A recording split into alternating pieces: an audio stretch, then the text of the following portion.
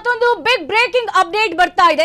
BJP ಸಂಸದ ಕೋಟ ಶ್ರೀನಿವಾಸ್ ಪೂಜಾರಿ ವಿರುದ್ಧ ಭ್ರಷ್ಟಾಚಾರ ಆರೋಪ ಕೇಳಿ ಬರ್ತಾ ಇದೆ. ಸಿಎಂ ಸಿದ್ದರಾಮಯ್ಯ ಹೇಳಿಕೆಯನ್ನ ಖಂಡಿಸಿ ಶ್ರೀನಿವಾಸ್ ಪೂಜಾರಿ ಪ್ರೊಟೆಸ್ಟ್ ಅನ್ನು ಮಾಡ್ತಾ ಇದ್ದಾರೆ.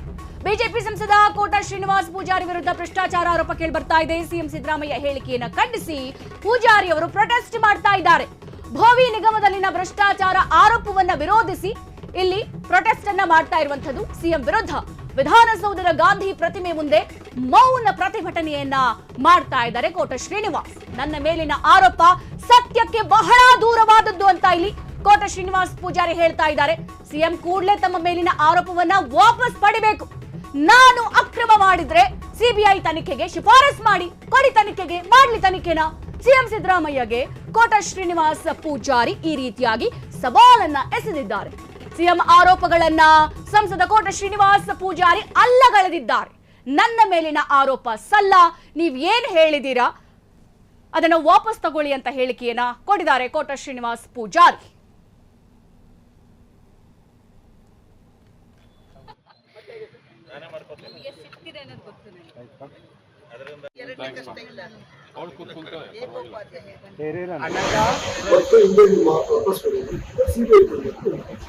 ಒಂದು ವಾರ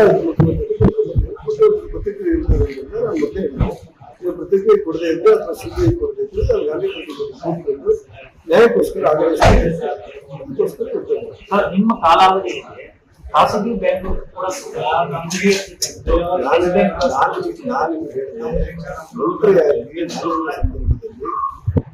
ಈ ಮೊದಲು ಮಾಡಿರುವಂತಹ ಹಿಂದಿನ ಸರ್ಕಾರ ಎಲ್ಲರೂ ಶ್ರೀರಾಮಯ್ಯ ಸರ್ಕಾರ ಇಬ್ಬರು ಅಧಿಕಾರಿಗಳು ತಪ್ಪು ಮಾಡಿದ್ದಾರೆ ಮಾಹಿತಿ ಬಂದಾಗ ಅವ್ರ ಮೇಲೆ ಸಿಐಡಿ ತನಿಖೆ ಹಾಕ್ತೇನೆ ನಾನು ತನಿಖೆ ಮಾಡಲಿಕ್ಕೆ ಹಾಕಿದವ್ರ ಮೇಲೆ ನೀವು ಆರೋಪ ಮಾಡಿದ್ರೆ ಸುನೀಲ್ ಬೆಲ್ಲಾಪುರ ಅನ್ನೋದು ಕೂಡ ಅವರ ಮಗನ ಹೆಸರು ಕೂಡ ಅಲ್ಲ, ಯಾರ ಹೆಸರಿಗೆ ಹೋಗಿದೆ, ಯಾರು ಮಾಡಿದ್ದಾರೆ, ಏನ್ ಮಾಡಿದ್ದಾರೆ ಅನ್ನೋದು ತನಿಖೆ ಮಾಡ್ಲಿಕ್ಕೋಸ್ಕರ ಸಿಐಡಿಗೆ ಹಾಕಿದೆ. ನೀವು ನನಗೆ ಆರೋಪ ಮಾಡಿದ್ರು, ನೀವು ಬೇಕಾದ್ರೆ ಸಿಬಿಐ ಕೊಡಿ ಅಂತ. ಅದಕ್ಕೋಸ್ಕರ ಒಂದು ನಾನು ಒಮ್ಮೆ ಮಾಡಿರುವಂತ ಆರೋಪ ವಾಪಸ್ ಕೊಡಿದ್ವಿ, ಇದೇ ಸಿಬಿಐ ಕೊಡಿ ಅಂತ ಆಗ್ರಹ ಮಾಡಲಿಕ್ಕೆ ನಿಮ್ಮ ಕಾಲಾವಧಿಯಲ್ಲಿ ನೀವು ಕೂಡ ಎಷ್ಟು ಅನುದಾನ ಅಲ್ಲ ನಿಮ್ಗೆ ನಾನು ಮಂತ್ರಿ ಆಗಿದ್ದ ನಿಗಮದಲ್ಲಿ ಭ್ರಷ್ಟಾಚಾರ ಆಗಿದೆ ಸಿಐಡಿಗೆ ನಾನು ಕೊಟ್ಟಾಗ ಅದು ಒಂದಷ್ಟು ದಿವಸಗಳ ಕಾಲ ಸ್ಟಾಪ್ ಆಗುತ್ತೆ ಎಲ್ಲ ಅನುದಾನಗಳಲ್ಲಿ. ಆ ನಂತರ ಅದ್ರ ಮೇಲೆ ಕ್ರಮ ತೆಗೆದುಕೊಂಡು ಜರುಗಿಸುವಂತ ಕೆಲಸಗಳಾಗಿದೆ. ಹೊಸ ದೇಶದಲ್ಲಿ ಎಲ್ಲಕ್ಕಿಂತ ಹೆಚ್ಚಾಗಿ ನಮ್ಮ ಇಲಾಖೆ ನಡ್ಕೊಳ್ತಾ ಇರೋದು ಇಲಾಖೆ ವ್ಯಾಪ್ತಿಯಲ್ಲಿ 8-10 ನಿಗಮಗಳು ಬರುತ್ತೆ ಅಂತದ್ರಲ್ಲಿ ಆಗಿರುತ್ತೆ. ಅದ್ರ ಮೇಲೆ ತನಿಖೆ ಮಾಡಿ ಅಂತ ಹೇಳಿದ್ರೆ ಆ ಬಡವರು ಯಾರು ಬಂದಿದ್ದಾರೆ ಅವ್ರಿಗೆ ಕೊಡುವಂತ ಕೆಲಸಗಳು ಮಾಡಿ. ಓಲಿ ಅಭಿವೃದ್ಧಿ ಇಲ್ವಲ್ಲ, ಸಮಾಜ ಕಲ್ಯಾಣ ಇಲಾಖೆ ವ್ಯಾಪ್ತಿಯಲ್ಲಿರುವ ಅಂಬೇಡ್ಕರ್ ನಿಗಮವೂ ಸೇರಿದಂತೆ ಕೊಳಗಾವಿಯಲ್ಲಿ ಅಕ್ರಮ ಆಗಿದೆ ಅಂತ ಹೇಳಿ ಪ್ರಿಯಾಂಕಾ ಖರ್ಗೆ ಅವರು ಸಾರ್ವತ್ರಿಕವಾಗಿ ಸದನದಲ್ಲಿ ಉಲ್ಲೇಖ ಮಾಡ್ತಾರೆ. ಮಂತ್ರಿಯಾಗಿ ನಾನು ಅದನ್ನು ತನಿಖೆ ಮಾಡಲಿಕ್ಕೆ ಆದೇಶ ಕೊಡ್ತೇನೆ. ಅಲ್ಲಿ ಕೆಲವು ಲೋಪದೋಷಗಳಿದೆ ಅಂತ ಮೇಲ್ಬಿಟ್ಟಕ್ಕಾಗುತ್ತೆ. ಯಾಕಂದ್ರೆ ಒಬ್ಬನ ಹತ್ರ ರಿಗ್ ಇರಬೇಕು, ಕೊಳೆ ಮತ್ತು ಅವ ಗುತ್ತಿಗೆ ಮೇಲೆ ತಗೊಳ್ತಾರೆ, ಅದೆಲ್ಲ ಆಗುದಿಲ್ಲ ಅಂತ ಹೇಳಿ ಅದನ್ನ ಇತಿಹಾಸದಲ್ಲಿ ಪ್ರಥಮ ಬಾರಿಗೆ ಡಿಬಿಟಿಗೆ ನಾನು ಅಳವಡಿಸ್ತೇನೆ. ಡಿಬಿಟಿ ಅಂದ್ರೆ ಡೈರೆಕ್ಟ್ ಬೆನಿಫಿಟ್ ಸ್ಕೀಮ್ ಅಂತ ಹೇಳಿ ಇರುತ್ತೆ. ನೇರವಾಗಿ ರೈತರ ಖಾತೆ ಆಗ್ತದೆ. ಒಬ್ಬ ರೈತರಿಗೆ ನಾವು ಮಂಜೂರಾತಿ ಪತ್ರ ಕೊಟ್ರೆ ಆ ಮಂಜೂರಾತಿ ಪತ್ರ ತಗೊಂಡಂತ ರೈತ ಯಾವುದೇ ಏಜೆನ್ಸಿ ಮೂಲಕ ಕೊಳವೆ ಬಾವಿಯನ್ನು ತೋರಿದ್ರೆ ಅದು ನೀರು ಬಂತಂತ ಖಚಿತ ಆದ ಕೂಡಲೇ ಅವನಿಗೆ ಕೊಳವೆ ಬಾವಿ ಕೊಡುವಂತ ಹಣವನ್ನು ನೇರವಾಗಿ ಅವ್ರ ಖಾತೆ ಹಾಕ್ತದೆ. ಅವ್ರು ಮಾನ್ಯತೆ ಪಡೆದಂತ ಯಾವುದೋ ಒಂದು ಮೋಟರ್ ಅಳವಡಿಸ್ಕೊಂಡ್ರೆ ಆ ಮೋಟರ್ ನಾವು ಫಿಕ್ಸ್ ಮಾಡಿದ್ಬಿಟ್ರೆ ಅವ್ರ ಖಾತೆ ಹಣ ಆಗ್ತದೆ. ವಿದ್ಯುತ್ ಕೊಡುವ ಸಂಪರ್ಕದ ಹಣವನ್ನು ವಿದ್ಯುತ್ ಇಲಾಖೆ ಕಳಿಸಿಕೊಡ್ತದೆ. ಇದಕ್ಕಿಂತ ಪಾರದರ್ಶಕತೆ ಇಲ್ಲ. ಅದನ್ನ ಅಳವಡಿಕೆ ಮಾಡಿದ್ರೆ ನಾನು ನನಗೆ ಕಾಣ್ಬೋದು. ಈಗ ಸಿದ್ದರಾಮಯ್ಯ ಸರ್ಕಾರ ಅದನ್ನೇ ಮುಂದುವರಿಸ್ತಾ ಇದೆ. ಇನ್ನೇನ್ ಮಾಡ್ಬೇಕು? ಮತ್ತೊಂದು ಸರ್, ಬಿಜಾಪುರ, ಬೆಂಗಳೂರು ನಗರ, ಗುಲ್ಬರ್ಗ ಕೋಟಿ ಹಣ ರಿಲೀಸ್ ಆಗಿದೆ. ಅಲ್ಲ, ನೀವು ಅದರಲ್ಲಿ ಯಾವ್ದು ಅಡಿ ಮಂಜೂರಾಗಿದೆ, ಯಾವ್ದಕ್ಕೂ ಮಂಜೂರಾಗಿದೆ ಅನ್ನುವಂತ ಚರ್ಚೆಗಳು ಬರುತ್ತೆ. ಶಾಸಕರಿಗೆ ಕೆಲವು ಕೇಳಿರ್ತಾರೆ, ಯಾವ್ದೋ ಕೊಳಗಾವರು ಕೇಳಿರ್ತಾರೆ, 40 ಶಾಸಕರಿಗೆ ಕೇಳಿರ್ತಾರೆ, ಅವರು ಅದನ್ನು ಪಟ್ಟಿ ಮಾಡಿರ್ತಾರೆ. ಕೆಲವರಿಗೆ ಏನು ಬಾವಿ ಆಗಿದೆಯೋ ಅದು ಅವರಿಗೆ ಮತ್ತೆ ಹಣ ಬಿಡುಗಡೆ ಆಗ್ತದೆ.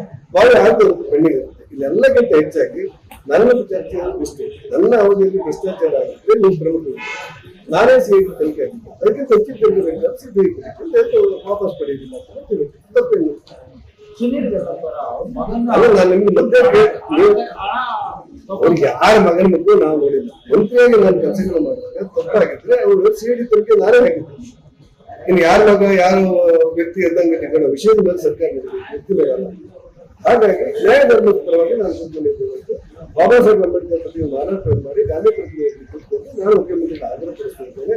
ದಯವಿಟ್ಟು ಇದನ್ನು ತನಿಖೆ ಮಾಡಿ, ಸಿಬಿಐ ತನಿಖೆಗೂ ಕೊಡಿ, ಅದಲ್ಲದೆ ಅಂಗಡಿರುವಂತಹ ಆರೋಪವನ್ನು ವಾಪಸ್ ಪಡೆಯಿರಿ ಅನ್ನುವಂಥ ಆಗ್ರಹವನ್ನು ಪ್ರಜಾಪ್ರಭುತ್ವದ ಮಾಧ್ಯಮದಲ್ಲಿ ಮಾಡಿದೆ. ಸರ್, ಇನ್ನೊಂದು ಸರ್, ವಾಲ್ಮೀಕಿ ನಿಗಮದ ಅಭಿವೃದ್ಧಿ ನಿಗಮದಲ್ಲಿ ಒಬ್ಬ ವ್ಯಕ್ತಿನ ಲೋಕಾಯುಕ್ತರು ಏನಾಗ್ತಾರೆ, ತನಿಖೆ ಮಾಡ್ತಾರೆ, 40 ಲಕ್ಷ ಹಣ ಸಿಗುತ್ತೆ, ಅಂತವರಿಗೆ ಗೋಬಿ ಅಭಿವೃದ್ಧಿ ನಿಗಮದ ಒಂದು ಕರ್ಕೊಂಡ್ಬಂದು ನಿಮ್ಮ ಶಿಫಾರಸ್ಸಿನ ಆಧಾರದ ಮೇಲೆ ಕೊಡ್ತೀರಾ?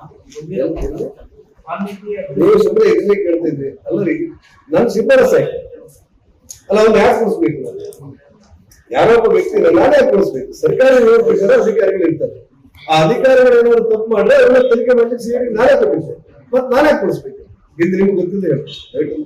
ಈಗ ಏನು ಸಿಎಂ ಸಿದ್ದರಾಮಯ್ಯ ಮಹಾರಾಷ್ಟ್ರ ಅಲ್ಲ, ಅನ್ನಷ್ಟ ಮೊಕದ್ದಮೆ ಓಡ್ಬೇಕು ಅನ್ನೋದು ಪರಿಶೀಲನೆ ನೀವು ಕೇಳಿದ್ರೆ ಆಗ ನಾನು ಪರಿಶೀಲನೆ ಮಾಡಬೇಕು ಅಂತ ಹೇಳಿದ್ದೆ. ನಾನು ಸ್ಪಷ್ಟ ಯೋಚನೆ ಇರುವುದು, ನಾನು ಇದರಲ್ಲಿ ನೀವು ಮಾಡಿರುವಂತಹ ಆರೋಪ ಸತ್ಯಕ್ಕೆ ದೂರ. ಮೊದಲದಲ್ಲಿ ನಾನು ಇಲ್ಲಿರುವಾಗ ನಾನು ಸಮರ್ಥನೆ ಮಾಡ್ಕೊಂಡಿದ್ದಾಗ ಆಗಿಲ್ಲ. ಆ ಕಾರಣಕ್ಕೆ ಗಾಂಧಿ ಪ್ರತಿಮೆಯನ್ನು ನಾನು ನಿರ್ದೋಷಿ, ನೀವು ವಾಪಸ್ ಕೊಡಿ ನಿಮ್ಮ ಭಾವನೆಗಳನ್ನ. ಅದಲ್ಲದೆ ಇದ್ರೆ ಮೇಲ್ಮಟ್ಟದ ತನಿಖೆ ಸಿಬಿಐ ಹಾಕಿರೋದ್ರಿಂದ ನಾನು ಇದೇ ಸಂಬಂಧಪಟ್ಟಂತೆ ಊರೈಟಿ ಶೇಖರ್ ಅವರು ಮೊತ್ತಕ್ಕೆ ಒಂದೊಂದು ಸತಿ ಅದೊಂದು ವಿಡಿಯೋ ಬಿಟ್ಟು ನನ್ನ ಆರೋಪ ಮಾಡಿದ್ರು. ಮರುದಿವಸ ಅದೇ ವಿಡಿಯೋದಲ್ಲಿ ಕ್ಷಮೆ ಕೇಳಿ, ಒಂದ್ಸತಿ ಕ್ಷಮೆ ಕೊಡೋದು, ಒಂದ್ಸತಿ ಆರೋಪ ಮಾಡಿದ ಎಕ್ಸೆಪ್ಟ್ ಕೊಟ್ಟಿರುತ್ತೆ. ಈಗೂ ಹೇಳ್ತಾ ಇದ್ದಾರೆ, ಏನ್ ಹೇಳಿದ್ರು ಕೂಡ